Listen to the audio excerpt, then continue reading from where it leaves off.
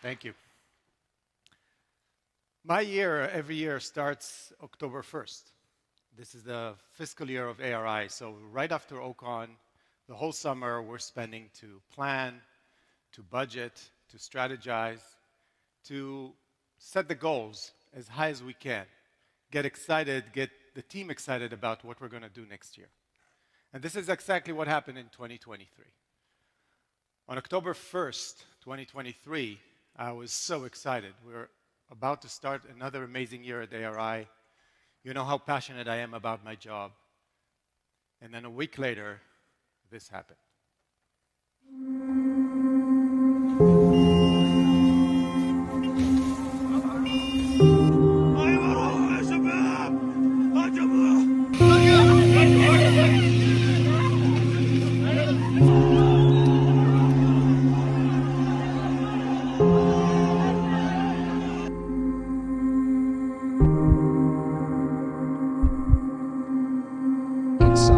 Chanting in unison.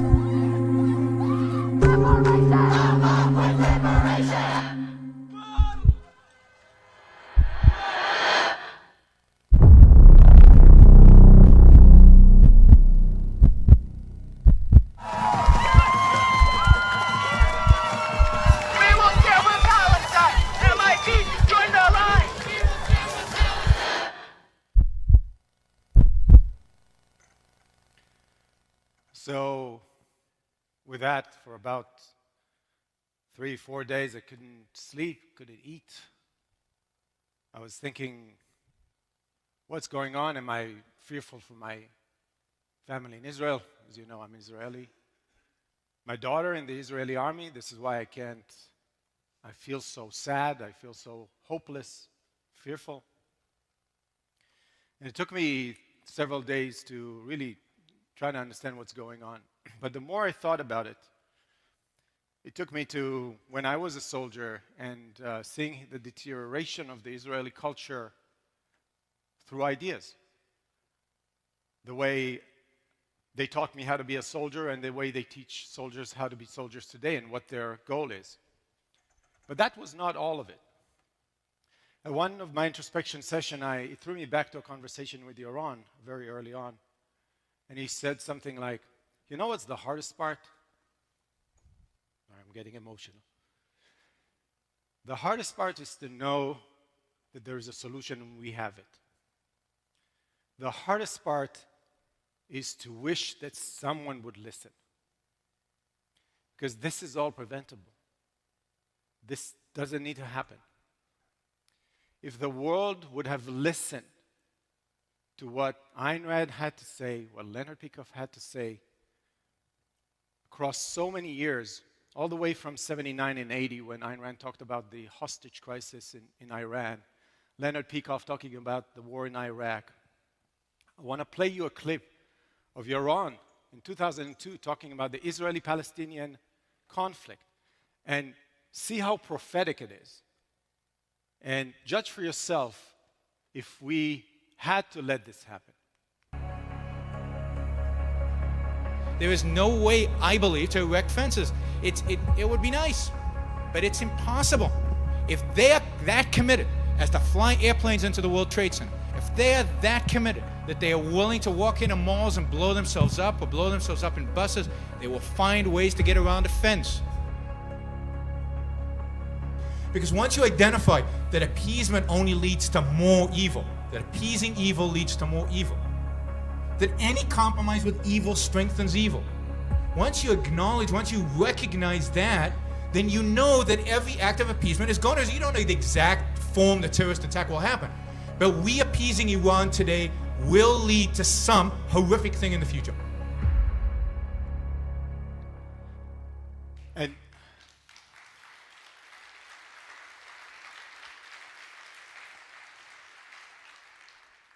And then the astonishment started. Everybody was shocked about what's going on in the Ivy Leagues and American campuses.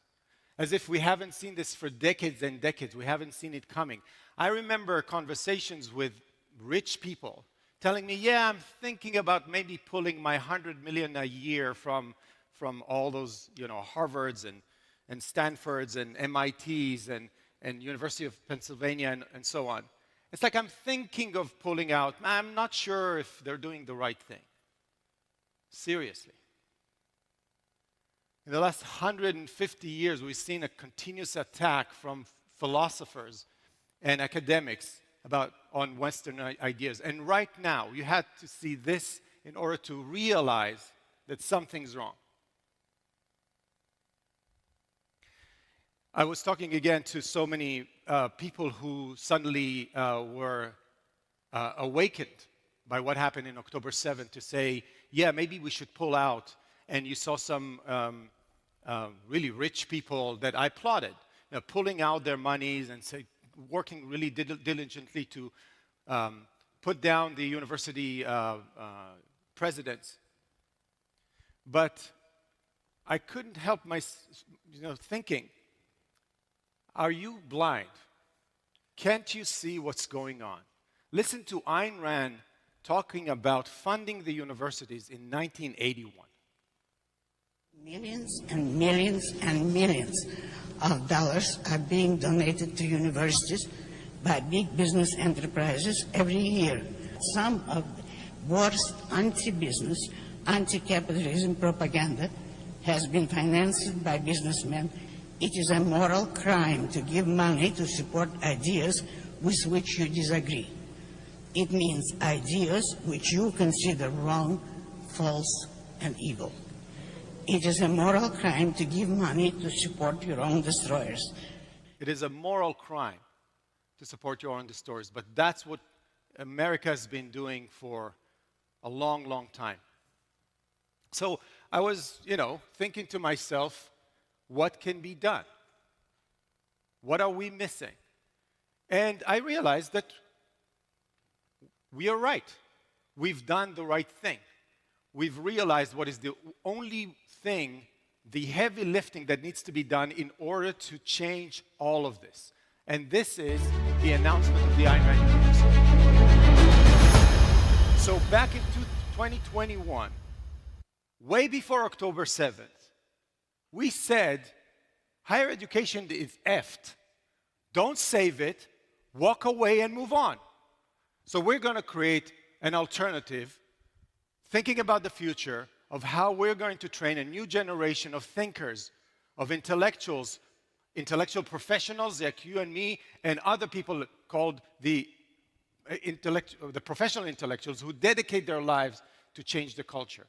So this is the solution. I have no news for you. We're still doing the right thing. And ARU, for me, is the solution. So I'm from this stage to all of the billionaires out there, you need to make us your alma mater. ARU will be the solution.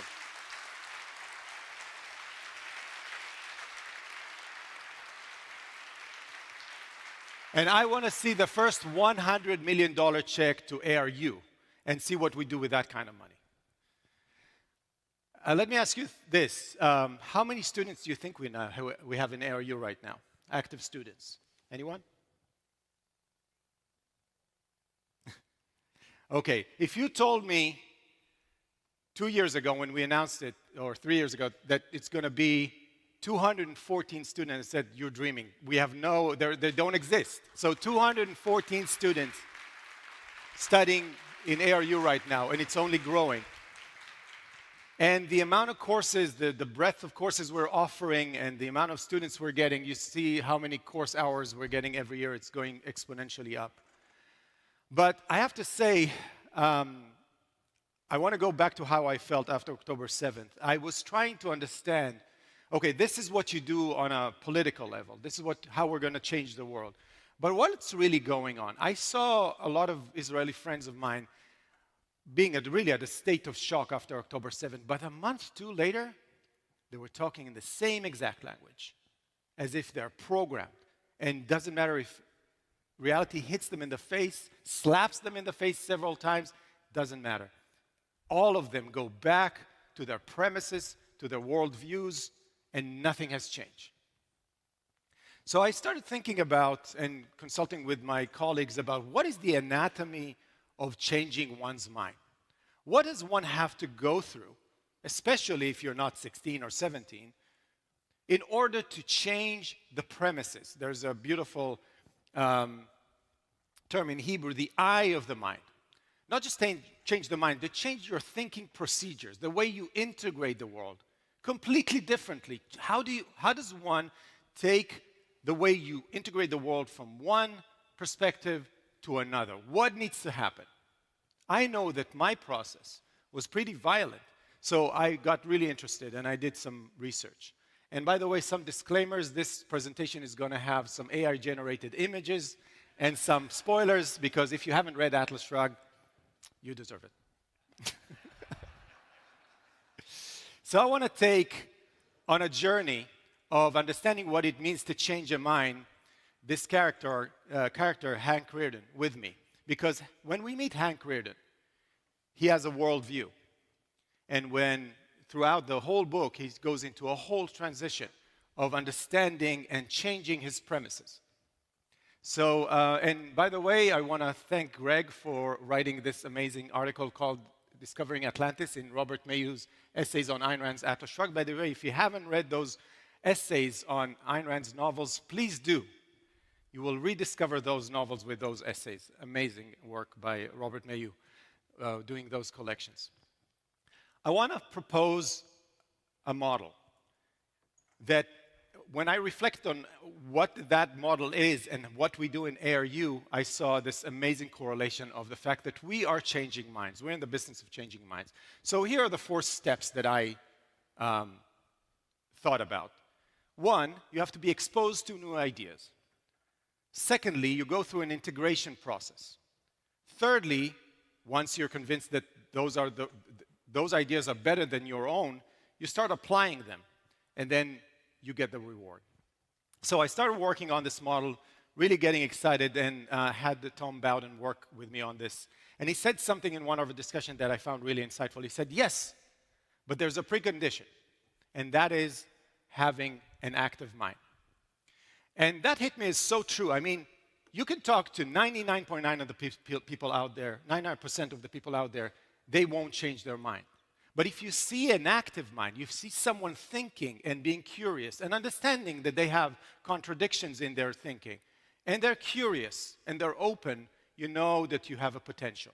And this is exactly what we do. So let's see if Hank Rearden himself is an active mind. So the first, we're meeting him after pouring the first heat of Rearden metal in his office, really recalling the struggles that he had to go through in order to reach that success. What is he like? Is he a thinker? Is he an introspective mind? Let's see how he thinks. Ayn Rand kind of opens up the way he introspects.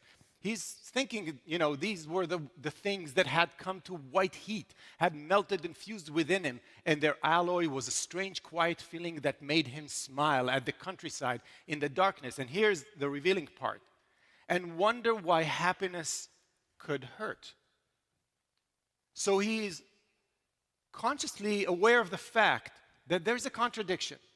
He's proud and guilty at the same time, and he knows that. Let's go to what happens next, which is the Thanksgiving dinner with his family.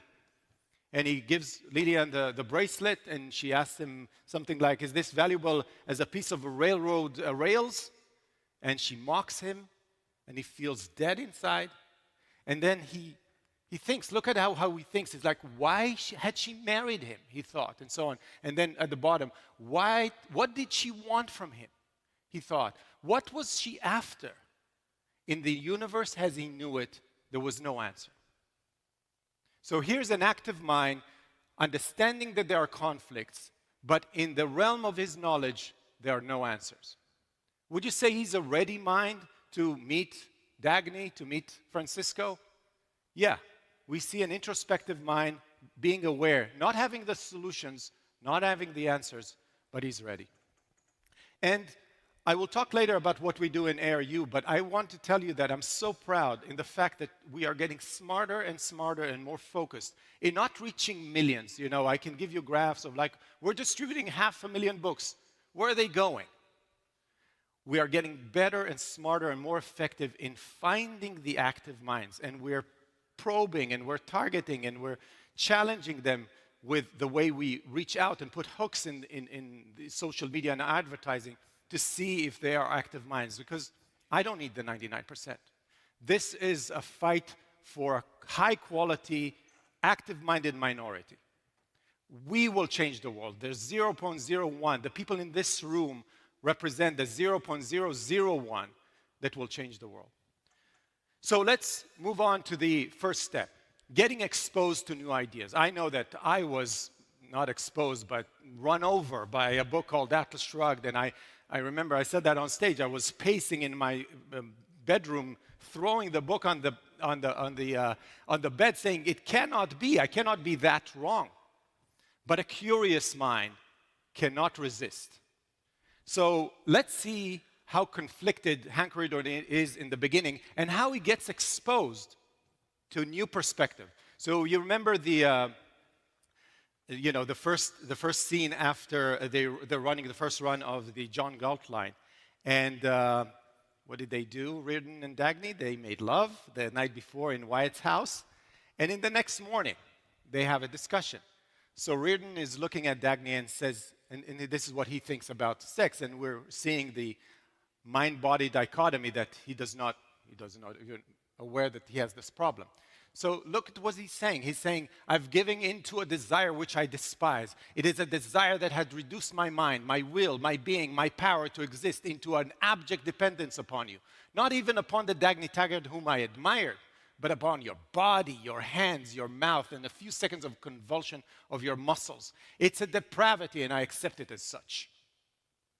Do you remember what Dagny, how she responds? She laughs. When he stopped, she burst out laughing. The shock to him was he heard no anger in her laughter. She laughed simply, easily, in joyous amusement, in release, not as one laughs at a solution of a problem, but at a discovery that no problem had ever existed. Hank Reardon was just exposed to a new perspective on sex, on love, on value. And you remember what she says next? "And I'm much more of an animal than you think I am." So he takes it. Let's move on to what happens in the wedding anniversary party right after that. The first time he meets Francisco, and Francisco tells him, "Why are you taking the abuse of your family, of all the people around you? Don't you know you're in a battle?" And here's the resistance part. Here's what Hank Reardon says. He says, "A battle? What battle? I hold the whip hand. I don't fight the disarmed." Are they really disarmed? Francisco responds, "They have a weapon against you. It's their only weapon, but it's a terrible one. Ask yourself what it is sometime." Exposed to a new way of thinking. What do you mean they have a weapon against me? I have the money, I have the power, but he doesn't know what the sanction of the victim means yet, right? So let's see some exposure, and I want you to pay attention to what those students are saying, to what happens to those active minds once they read Atlas Shrugged, once they think about those ideas. Let's see what they're saying. So I've always been interested in medicine. However, around 9th grade, I became increasingly concerned by climate change. I believed that I could not justify a career in medicine during a time of climate crises, so I decided to work towards a career in environmental engineering. After reading Atlas Shrugged, I engaged in a lot of introspection pertaining to how well I'm living up to the ideals that resonated with me. This led me to realize that I was not going to be happy in a career in environmental engineering. It's truly not an exaggeration to say this has been a life-changing experience. I had never read Atlas Shrugged before, and now it's one of my favorite books, so that's been really exciting. Overall, reading The Fountainhead and participating in this contest allowed me to reflect critically on my values and refocus them to truly prioritize my happiness and individual identity. Rand's work was the catalyst for decisions that have forever left a mark on my life. Due to her emphasis on striving, on taking risks, not merely settling for, but creating a life, Rand reinstalled the spark that I have struggled to feed at home. The remaking of a soul takes years. But thanks to Rand, and thanks to donors like you, the light is now shining brighter than ever. So what do you see here? Active minds or not? I found that just the vocabulary of those, thanks.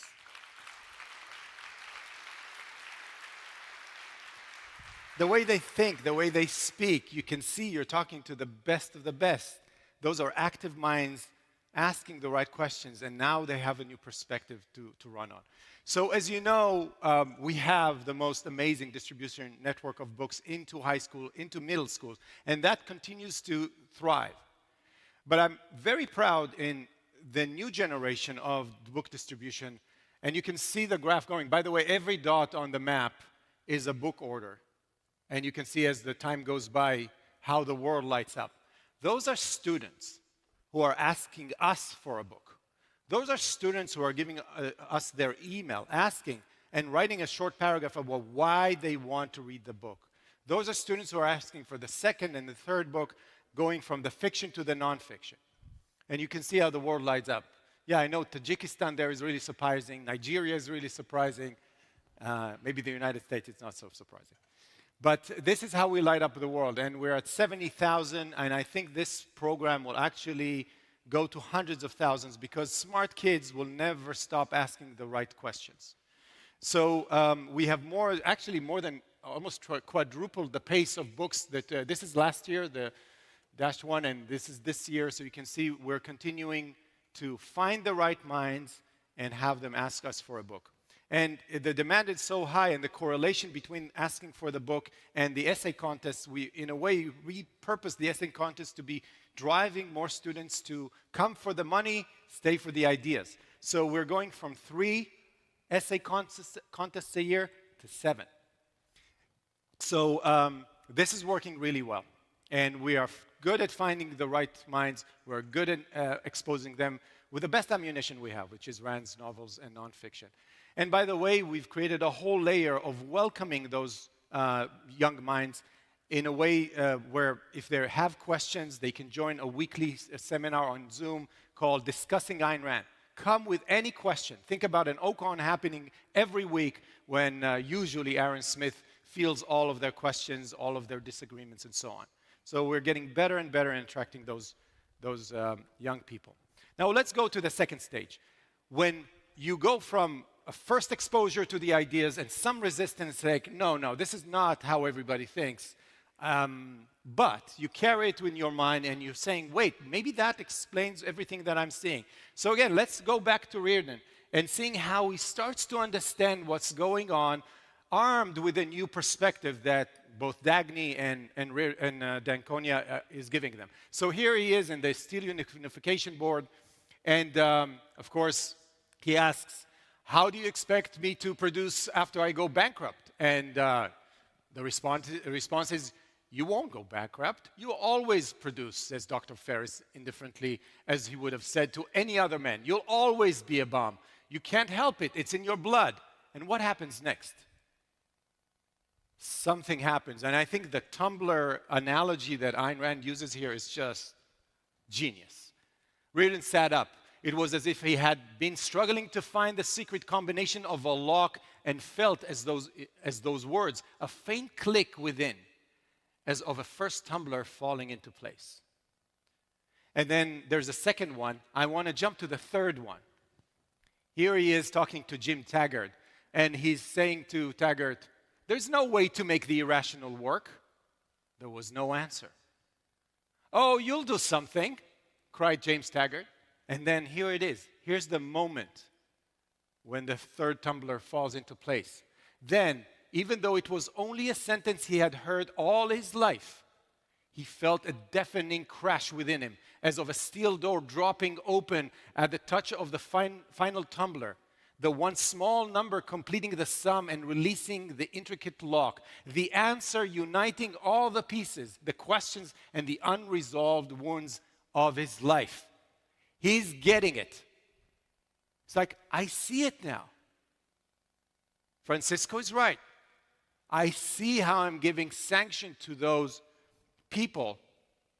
I am the victim. How does integration look like in ARU? How does it look like when our students, how do we get them to get it? So I want to and I decided to play a video with our best teachers silently while I talk over them, because I'm so proud of what they're doing. And I want to give it some time. Our pedagogical attitude is so unique in the sense that we don't want to just introduce you to ideas. We want you to understand and apply them in your life. Every assignment, every exercise is asking you, do you see it? Do you see it in the culture? Do you see it in your life? Write about it. Show us that you understand. Everything that the coaches are doing, Stephen and the team, is amazing. It's like, do you get it? Show me. What are you doing for work? What are your plans? What is your central purpose? How organized are you?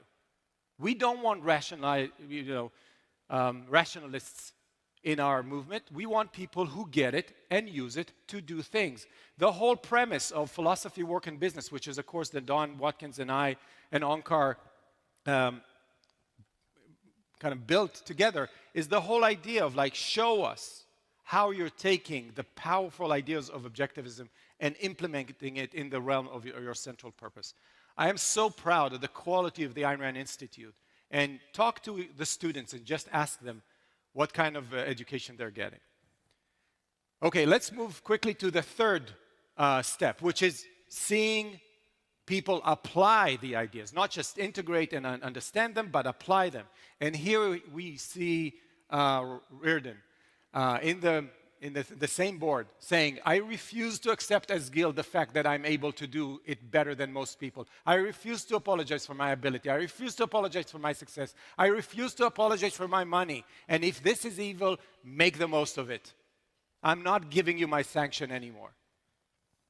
That closes his understanding of the sanction of the victim. Do you remember how he closes and kind of closes the circle on the mind-body dichotomy with Dagny? Okay, so this is the scene where in her apartment after they returned from the valley, he says, I love you, Dagny. Quietly, with simplicity of an unclouded yet unsmiling happiness. You know that the physical desire I was damning as your natural as our mutual shame. This is, okay, something's wrong here. As a mutual shame. Is neither physical nor an expression of one's body, but the expression of one's mind, deepest values, whether one has the courage to know it or not. That was why you laughed at me when I said, as you did, wasn't it? Yes, she whispered. So you see, that closes the circle on, now I get it. Now I understand. Let's see what application looks like at ARU. I want to show you three people. One of them is a young, aspiring intellectual who's part of a new program that I'm going to announce called the Honors Program. The other one is what we call an intellectual professional who's choosing to become a teacher, inspired by what he saw in ARU. And the third one is on his way to become a professional intellectual. Let's see how they apply what they've learned in their lives. My name is Marek Michalka. I just graduated from the University of Chicago with a degree in physics. I'm Robertas Bakula. I'm originally from Lithuania, back in Eastern Europe, but now I live in Massachusetts, United States. I hold a master's degree in philosophy, politics, and economics. My name is Sebastian Gamboa. I graduated from Carnegie Mellon University with a bachelor's in mechanical engineering and a dual major in physics. In our generation, and few generations back, in our family, I'm the first one to receive a graduate degree and actually pursue ideas. And I came in and said, okay, I'm dropping everything. I'm dropping my career, I'm dropping my job, and I'm using my savings, which I was thinking about using them to buy a house or something. And now I'm using that on my master's degree. So I took ARU's Foundations of Physical Science course taught by Keith Lockridge. The course really gave a lot of flesh and bones to the idea of induction within physics. They're showing how the Greeks really went and developed science and developed these early astronomical theories. And then in the Enlightenment, when that all culminated with Galileo, Kepler, and then Newton, well, this really motivated me to say, I wish I had that in my science education, and I want to know, I want to know how to give that to more students. What I'm generally interested in doing with my career is improving the understanding of economic principles and ethics and morality of business for two uneducated men. I have been working at Academy of Thought and Industry as their math teacher, and I will soon be starting in Van Damme Academy as their science teacher. I'm a part of the Ayn Rand University Honors Program, where I'm taking on a year-long seminar. And one of the most amazing things about that is that I get to have oversight from people like Keith Lockridge and Onkar Ghate very regularly. What I chose to do for my one-year seminar is I decided to make content for first-time readers of Atlas Shrugged so that they can fall in love with the book just like I did 13 years ago. I don't understand, 13 years ago, he's like 15 years old.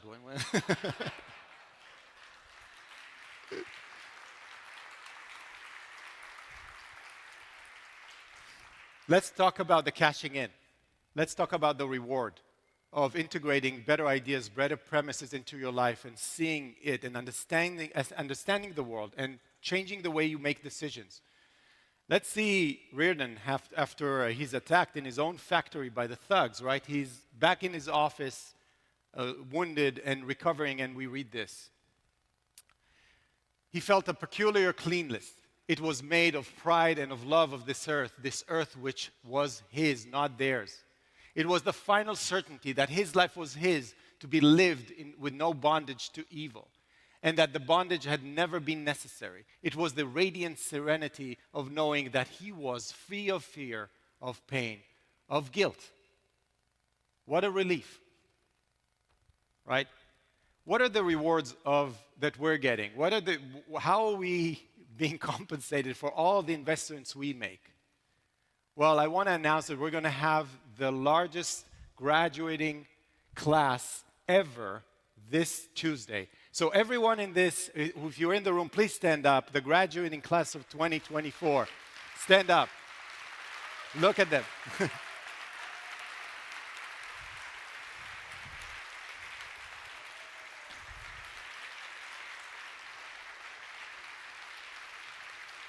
And I hope that many, many more of you will be graduating over the years, and many more kids who are coming in. We're all going to get this thing that I think will be a very valuable thing one day, which is a graduating certificate of the Ayn Rand University. Those are just the people that did everything, all of the requirements, the 28 credit points and so on. But there are many, many, many more who just take what they want and then just move on, which is fine. Another way to cash in, we're seeing our students changing their lives. ER, who just opened a new think tank and really says, you guys have changed my life. I know what I want to do. And he's dedicated to securing Israel's existence on intellectual grounds. Derek, who is now advising to Alex Epstein on nuclear energy, and he's now a member of the Fusion Energy Sciences Advisory Committee. You can see Nathan, that I know personally, who had the courage to leave the job that he didn't like and become a journalist. And he just had an interview with the son of Hamas, if you know who he is, that was published in the Times and mentioned in the Piers Morgan show. This is the kind of impact we're making. And Stefan, who started a new journal of trial and error and was named Europe's 30 under 30. So this is our reward. Another reward that I'm so proud of is to see the Graduate Center that we announced a couple of years ago thrive. And we're getting more of the people who are saying, while they're studying with us in ARU, I want to be an intellectual. And those are the people who are moving on to the Graduate Center. And then seeing that a problem that we had 5, 10 years ago of not enough teachers is being solved. We have a growing faculty. We have more people that we trust to teach objectivism and to teach the next generation. Are you ready for some announcement? Yes? Remember that drill? It needs to be a drum roll. You have to... Good. Awesome. So the first announcement we have this year is this new honors program that I talked about. If you are an aspiring young person who wants to take ideas seriously and make it your career, we won't just teach you, we'll hire you. We'll hire you, we'll pay you, and it'll be a combination of studying and working with us. Working with the best minds, under the supervision of the best minds, and working with people like me and Aaron Freed and Don Watkins, we will make you work. And I think this is the best education that I wish for my kids. And so we have three first students in this program. Itamar Feldman, I don't know if you've seen him. Talk to Itamar if you see him. Mark Michulka that you saw in this clip. And Ibis, that he's in this program as well. So those are the first three.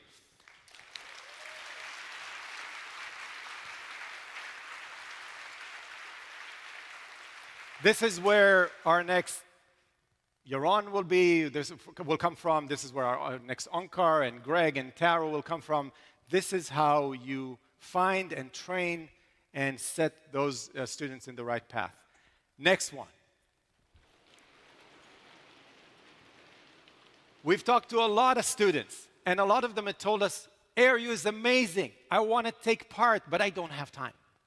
I have kids, I have a job, I don't have time. What do we do? How do we make you study with us and with our faculty and have direct access to the faculty and solve the time issue? So we introduced a new type of course called ARU Flex. What that means is that you can start a course at any time, and even if it's like 10 classes, you can take those classes anytime you want. It's all recorded. And you can show up every week to 1 hour of an open office hours with a teacher, with a teaching assistant, and submit your assignments, talk to them, ask questions. It doesn't matter if you just started, you're in the middle, or you're at the end. And you have 1 year to complete it. So if you've ever thought about, can I take the advanced seminar on objectivism with Onkar and dive deeper than OPAR into the depth of objectivism? You always wanted to do that and you didn't have the time. Now there's no excuse. ARU Flex is what you can do. Just register and you have a whole year to, and there will be someone every week for an hour waiting for you to ask a question and submit your assignments. So this is ARU Flex. You will see the yellow ribbon on the new catalog. And so there are two Flex courses that we're starting with. Objectivism through Ayn Rand's fiction. If you haven't taken that course, you will rediscover the novels. And the second one is the advanced seminar on objectivism with Onkar, Ben, and Aaron, that if you haven't taken that course, I'll stop there. Okay, next announcement. We are relaunching peakoff.com.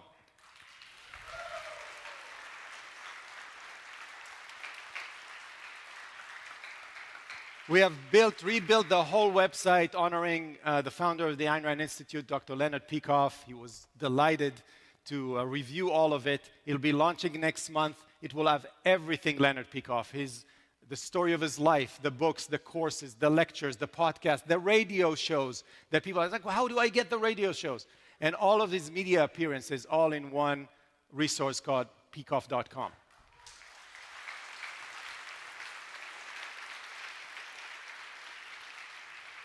Now I have 5 announcements. And this is the announcement I think I'm most proud of. You know how ARI would publish a book or two maybe a year? This year we're publishing 5 books. We're publishing The Art of Thinking by Leonard Peikoff, that is going to be in paperback and Kindle. We're publishing The First Amendment, which is an essays by Tara Smith about the First Amendment and what free speech means. You can see there are contributions from Onkar Gate, Greg Salmieri, and Ilan Giorno. This is available in paperback and Kindle. There's Finding Morality and Happiness Without God by Onkar Gate, again, available on paperback and Kindle. Ayn Rand's Philosophic Achievement. If you've been to the gala yesterday, you have a copy of this. This is all of the essays by Harry Binswanger. It's really an amazing new book, all collections of Harry's work, including the famous article, Ayn Rand's Philosophic Achievement. And lastly, Why Act on Principle by Leonard Peikoff. And this is where you get to open the box. Go ahead and open the box. So all of you are getting a copy of Why Act on Principle. I hope you enjoy it. It's an amazing collection of Leonard's essays.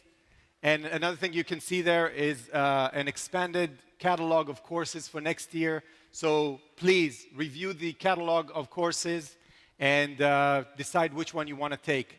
This is the best education you can have on objectivism from the best minds. Okay. There cannot, good, thank you. You know, these days, a CEO cannot get on stage and not make an announcement about something that has to do with AI, right? So I don't know if you know, but we have an amazing tech team. Where's our tech team? Can you stand up for a minute? Our growth team, our tech team. Stand up. Kleitzi, I see you. Where's Aaron? And Vinny's over there. Where's Aaron? Aaron, where's Aaron? Here he is, on the back, of course. We have an amazing tech team that always pushes the boundaries. They surprise me with what they're working on. Sometimes like, you're doing what? And what they've done is they've trained a model on everything Ayn Rand, everything that she ever wrote. And they're continuously training and training in the model to, yes. And we're announcing the beta version of a computerized Ayn Rand library assistant, otherwise known as Carla. So it's still in test mode. If you are an ARU benefactor or if you are an ARU student, you will have access to this. So ask in the attendee services how we can have access to the beta version. It's amazing. We met on the board dinner on Wednesday evening, and Harry said, let me ask it some questions. And Harry bombarded it with questions I didn't understand. It's like, what are you actually asking? And his response was like, this is quite impressive. So, of course, this is based on ChatGPT with all of its problems, but we're trying to make it, in a way, confine it to a point where it doesn't hallucinate, and it will give you the best resources based on all of Ayn Rand's writing. So this will become a resource. I don't know when still, because I want to make it. I want to make sure it's the highest quality we can give you. But again, if you want to have access to it, go talk to Aaron or attendee services, and you'll get testing access to it, because we want to hear your feedback. This is going to be a tool, an amazing tool one day, and maybe in part of our app. I want to make some announcement about our Ayn Rand conferences next year. We're going to have one in March in February in Austin, another one in March in Berlin, and for the first time ever, an Ayn Rand student conference in Australia, in Brisbane. Where's Nigel? Nigel, stand up. Here he is. This is Nigel, and he's our representative in Australia, and we're going to have an amazing, we want to really seed what we've seeded in Europe, what we've seeded in Latin America. I didn't mention, by the fact we're going to do events, we just don't know when, in Buenos Aires and in Brazil, as we usually do. Our ideas is to get closer to the people who are excited about Ayn Rand, because people need to see people who carry those ideas. We're not a cult, we're not weird, we're happy, thriving people who are running on a better blueprint. So with that, thank you very much.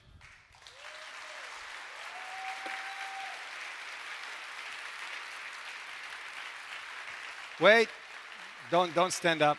Don't stand up. I'm kidding.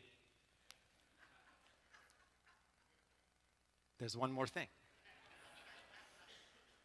And this next thing is so big that I need you on stage.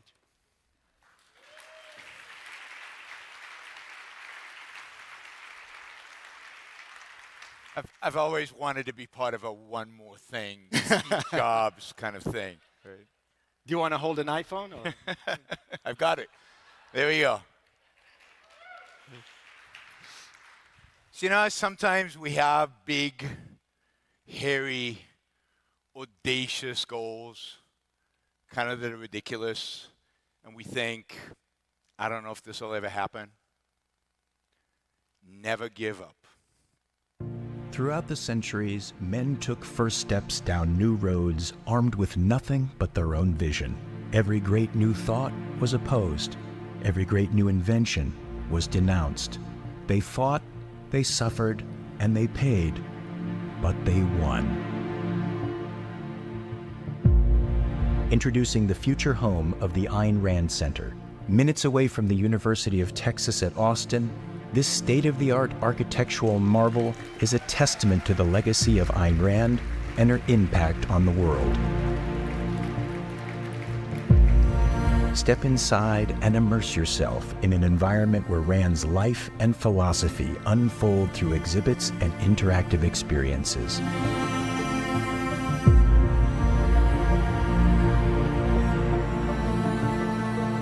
Explore her groundbreaking novels and delve into her philosophy of Objectivism. Get up close and personal with rare artifacts, original manuscripts, and handwritten notes, and experience her intellectual journey. Learn and engage with fellow enthusiasts, thought leaders, and scholars as the Ayn Rand University campus becomes a vibrant hub for intellectual exchange. As a visionary investor, you can advance intellectual engagement with Ayn Rand's ideas of reason, individualism, and the pursuit of personal happiness for centuries to come.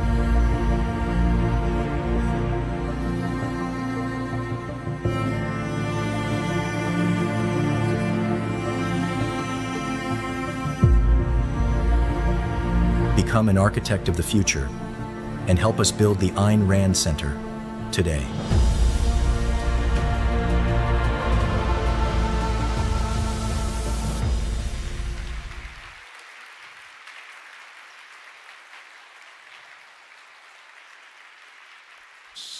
So this is happening. The land has been bought, as the video said, not far from the University of Texas in Austin. Austin, which has become a hub of new intellectuals, a hub of new universities, not far from the University of Austin in Texas. And we are super excited about a project that, I've been thinking about maybe for 20 years, a dream, kind of given up on. Some people who are here, some of them are here. Jim Brown kept us alive, kept talking about it, kept reminding us of how this could be something of significant, raising Ayn Rand's profile in the culture. And then David Strasberg, who is here somewhere, Tim Bloom, who are both real estate developers, came on board and said, we can make this happen. We can do this. And then Bud Brigham, a benefactor of the Institute, came on board and said, yes. He's an Austin businessman and said, yes, and I'm willing to invest a significant amount of money to make it happen. We've been working on, yeah.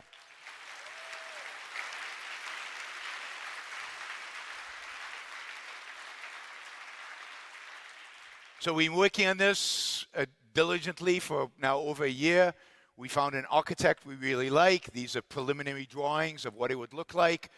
And we are super excited to break ground at some point here in the near future. But this is now something that is going to be a reality. And I'll pass it on to Tal to give you a little bit more detail and flavor on what it's going to be like. Thank you, Aaron.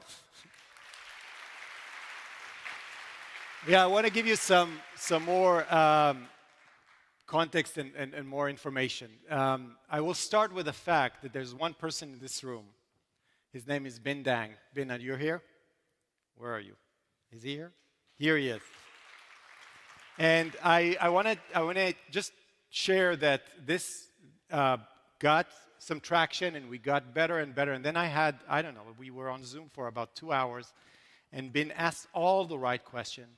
And I had the number in my head, and I said, if we're going to get to that number, which is not all we need in order to build this, but if we get to that number, I'm sure we'll make it happen. And it was a big gap. And at the end of the conversation, Bin closed the gap. So thank you, Bin, for making this a reality.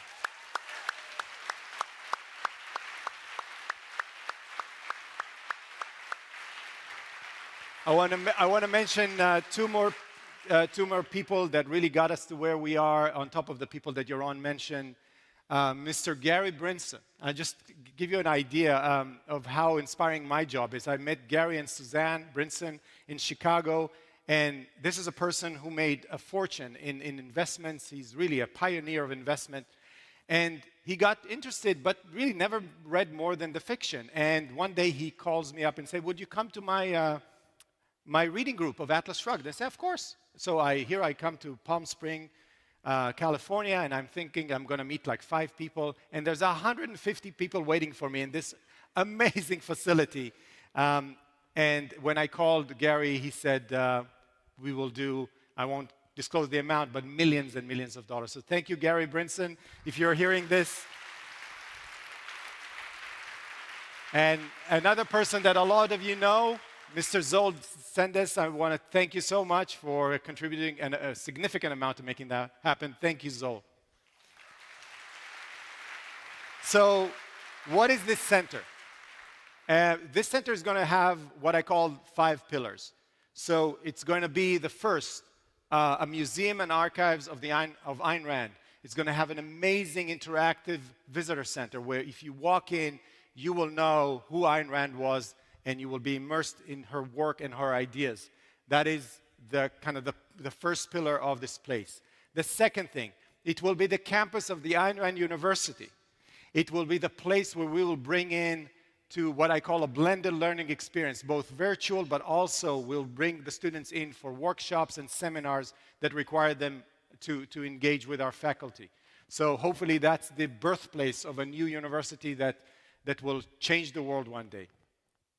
It will be an intellectual hub. We're planning to position this place as a place of exchange of ideas. We have so many ideas on how to create debate series and engagements, and you know, we actually have a design for a coffee place with a street access where people can come in and read in an open library. And every Thursday there's going to be a lecture by Greg and a lecture by Ben and Tara and all of the people that are local to Austin. So really position this place as a place of learning and a place of exchange of ideas.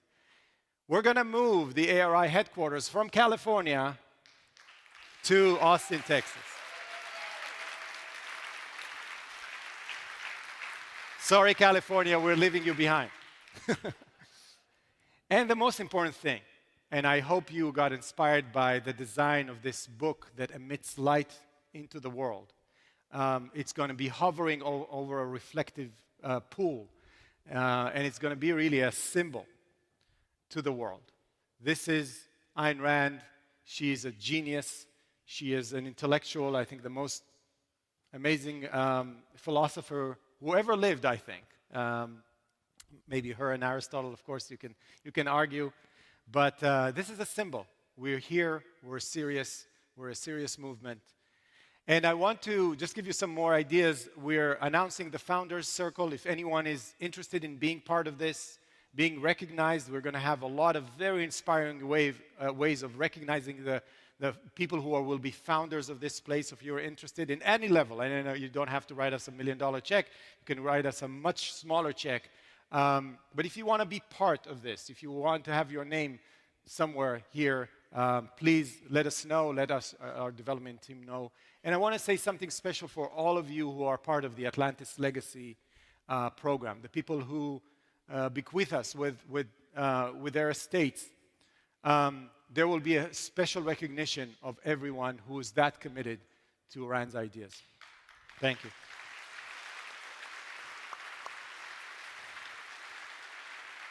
And I want to give the last word and the last prediction to Ayn Rand, which I find very inspiring. What I'm after is philosophically educated people, people who understand ideas, who care about ideas, and spread the right ideas. That's how my philosophy will spread, just as philosophy has through all history, by means of the people who understand it and teach it to other people. And if it's a philosophy which is true to reality, as mine is, it will win. It will win, I promise you.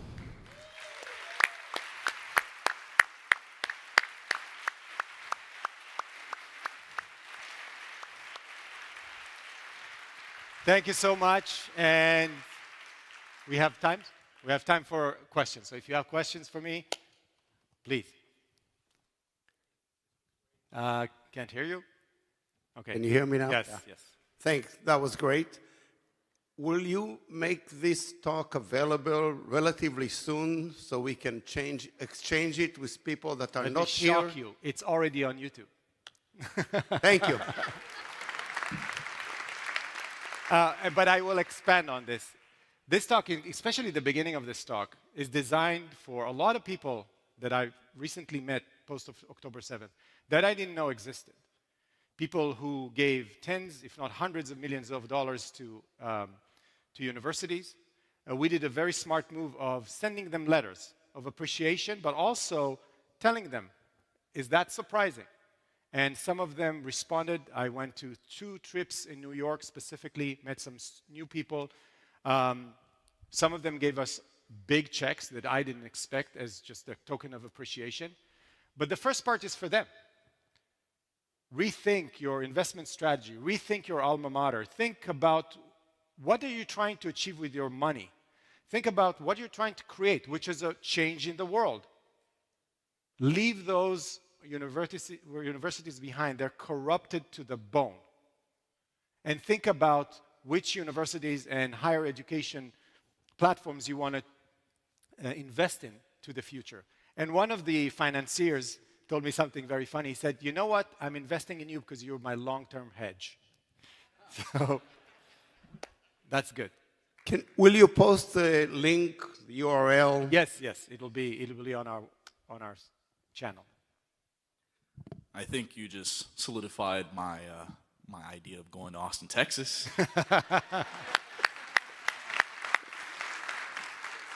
But more importantly, I found this lecture very inspiring, got me very emotional, and I'm very excited for the future.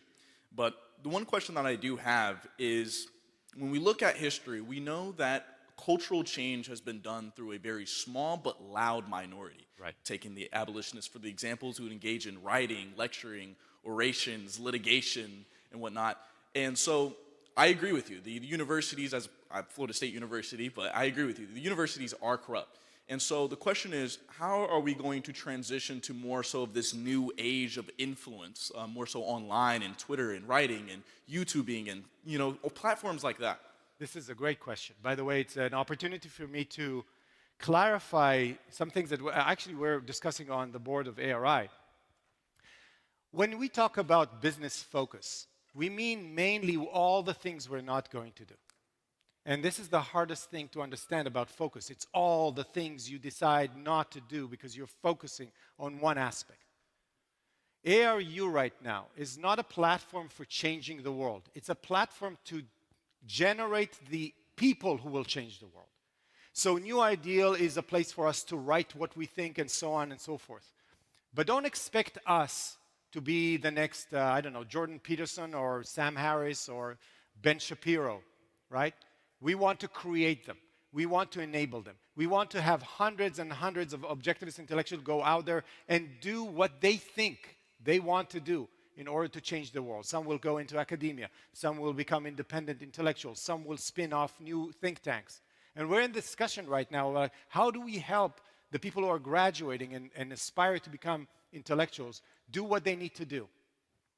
So it is a matter of focus. ARI itself is not a think tank. ARI itself is an educational organization. So the same as the best universities don't make all the money and the wealth that their graduates do, they enable that to happen. Now, we do try to create this flywheel effect of people coming out of ARU, changing the world and becoming, intellectuals who slowly shift the world and train the new generation of intellectuals and also people that will support us to go bigger and bigger. So thanks for this. I hope that clarifies. Thank you.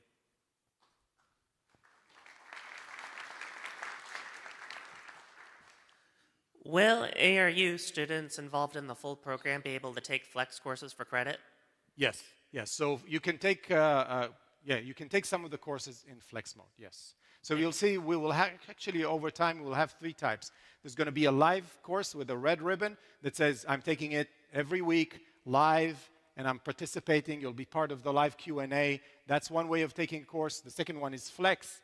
And we are thinking about creating like a full recorded kind of a campus of courses. So yes, but as an ARU student, you can take flex courses and still get the credit. If to build on that, what about the pre-recorded courses that are already on the ARI website? Are they able to have assignments attached that may be Yes. graded? So we're thinking about taking even courses like understanding objectivism and turning them into flex courses. Thank you very much. Thank you. Hi. Two things. One thing I've been wanting to say publicly, and I've been waiting for the right opportunity, and this seems most appropriate.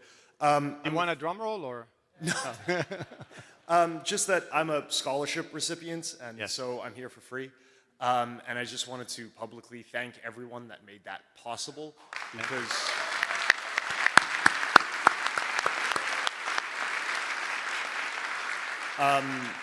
from the donors who gave up their money to allow me to be here, to everyone involved in the scholarship program, whoever had the idea, I'm very grateful, and I've really enjoyed my time here. My question is regarding university and its validity for young people right now. Do you think that young people, or just people looking for an education in general, should bother with college? Yeah. Would you tell an 18-year-old, just don't go to college, do something else? What do you think its place I is? think that young people need education. They need great education. What they're offered right now is less than zero, right? It's a negative. And I think, don't take my thunder from years to come. I have big ideas on how we're going to turn this platform that we're creating right now to a superior higher education product that will attract many, many, many more people to come. I do think you need that education. I don't think it needs to start at 18. By the way, the average age right now of an ARU student is about 23, 24. I want to get it down slowly to the point where people not just take us after they take another higher education experience and just come to us to take a secondary one. I want to be the real thing. I'll give away one idea, okay, just to give you an idea of how I think about it. If we're building a place like this, and we're going to have classrooms and spaces and auditorium halls and so on, why not create a gap year? Why not create a gap year for a 16-year-old, 17-year-old who wants to immerse themselves with those ideas and come be with us for a year? So that's kind of the ideas I'm thinking about. But again, it's yet to come. I'm thinking about, competing in the market of higher education because I think it's necessary. Just to clarify, my question is more in reference to mainstream universities, not specifically ARU. You're asking me if to go to universities as they are today? Not in the humanities. Not in the humanities. Good answer. Yes. Hi, thank you for a really inspiring presentation. I was wondering whether you have any plans with Ayn Rand Center in Austin to have strategic partnerships with the new University of Austin to, really deliberately reach those students. Good question. I'm not sure. I met with the president of UATX. I think what they're doing is very, impressive. They've raised $250 million just like that, and then thinking about building a campus and so on. I'm not sure yet. The initial conversations we had, they said, yes, we want to even accredit you to maybe have an objectivist master's degree and so on and so forth. So it might happen. It might happen. But I'm always a little, careful with those kind of things because our track record with partnership is not that great. Because we are uncompromising about many, many, many different things. So I don't know what's going to happen. They might be great partners for us. I would welcome a discussion about this. It could give us a shortcut to accreditation. But I'm not sure yet. I can just tell you that everybody that I met in UATX was wonderful, welcoming, and I was surprised how, accepting they are of objectivism as a philosophy. There's something happening in the culture. Or if you asked me 5 years ago, I couldn't talk to anyone. And right now, people are calling me. So there's something happening, and I think this center will do so much to bring objectivism to the center stage of ideas and acceptance, if you ask me. Thanks.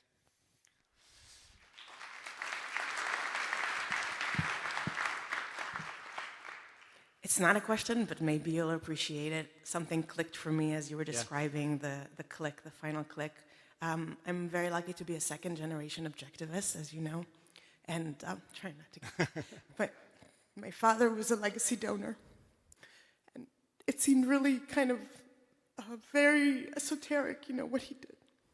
But having what you just described, I understand legacy now. And thank you for that. Thank you, Aleli. Thank you. Appreciate it. Maybe just to say a word, I can't say how, again, I'm inspired by what ARI is achieving in the recent years. And honestly, if this succeeds, the vision that the founders of the Institute had will become a reality faster than what we think, because the sheer fact that reality is on our side. Reality is on our side. And I don't know what needs to happen for the world to wake up and understand that there's another alternative than the right and the left that we're offered. But things like that, and I was amazed, by the way, because some people had the vision I didn't have of building a place that says, here's a stake in the ground, this is objectivism, this is Ayn Rand. And we'll keep pushing, I promise you that, Haleli. Thank you.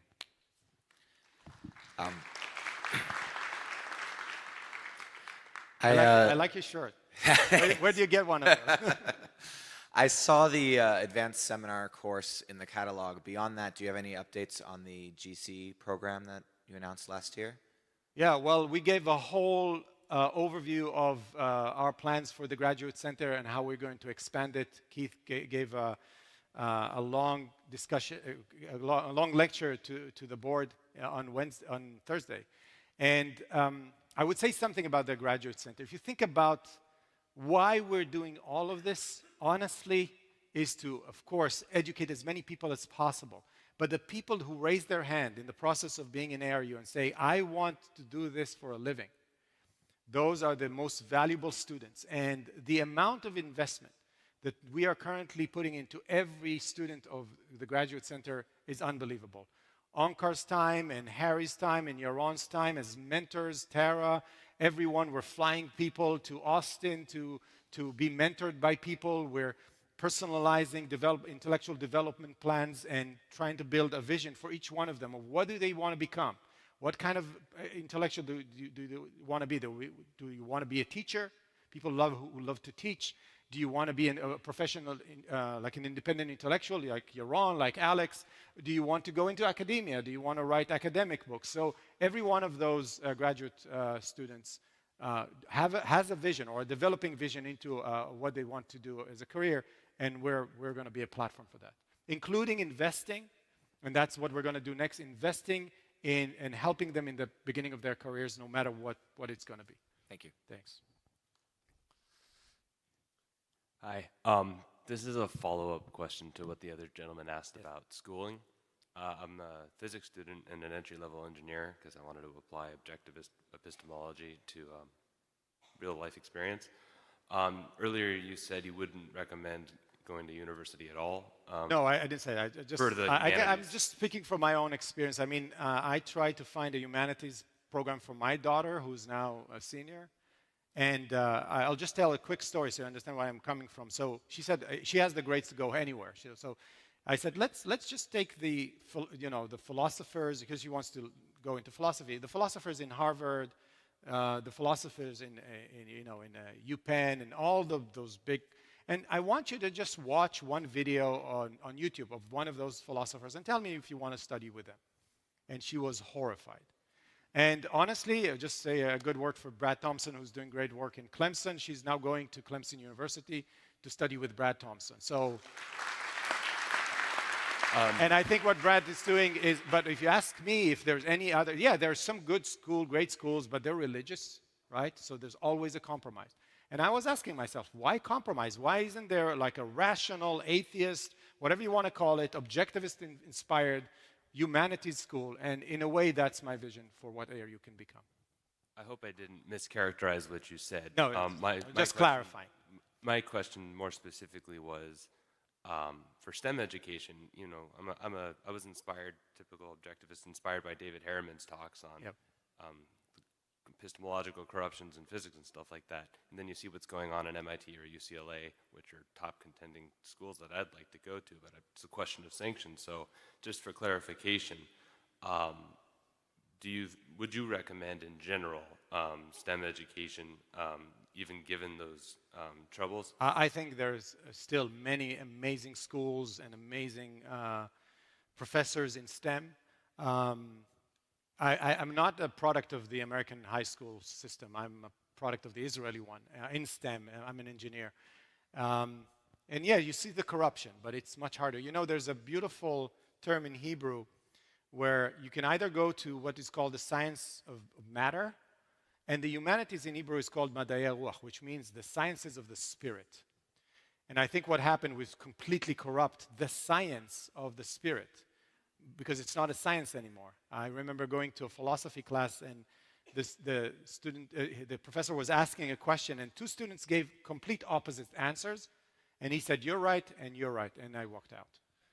So yeah, it's a complete corruption of the sciences of the spirit, but the sciences of matter is still progressing. There are many, of course, many issues. Again, I'm not an expert, but yeah, maybe you can help us, get physics out of where it's kind of found. There's a whole lecture coming on physics, so maybe people that are smarter than me will tell you where this field is going. Thank you very much.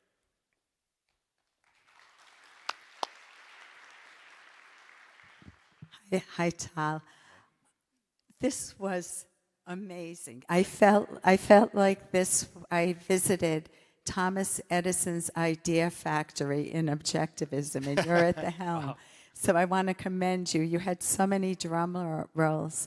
A quick question on Israel. You started with Israel, and is there anything the Ayn Rand Institute is doing with Boaz or anything in order to help civilization survive there?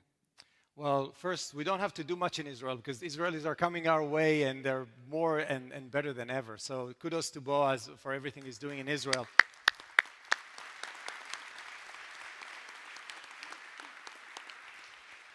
I don't know if you noticed, Ellen, but what we've done right after, the day of October 7th is start talking, and Ilan did an amazing job just voicing our opinion of what's going on and trying to have a voice. And a lot of people listened. I don't know if you saw some of our YouTubes going viral. Millions and millions of views. Nikos and Ilan's debunked video went viral. So we're doing everything we can, specifically in Israel. We're supporting Boaz and everything he's doing in Israel.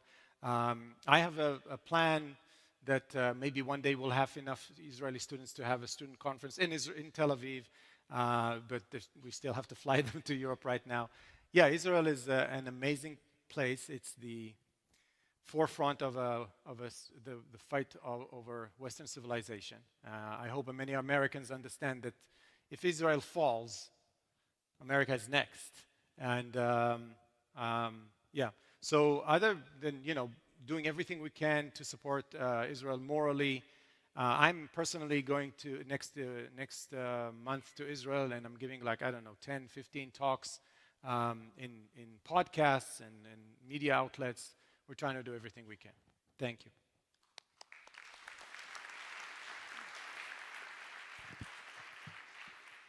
My father took courses at the Nathaniel Branden Institute. I'm also going to try to get emotional. From Ayn Rand. And when I was 17, took me into New York City every week to Leonard Peikoff's course where Ayn Rand gave, sometimes came and did the Q&A. So I, too, am a second-generation objectivist. My father's been gone for about 10 years. But I wish I could tell him what you said today, and he would be shocked, but he would absolutely believe it. Thank you so much. That means a lot.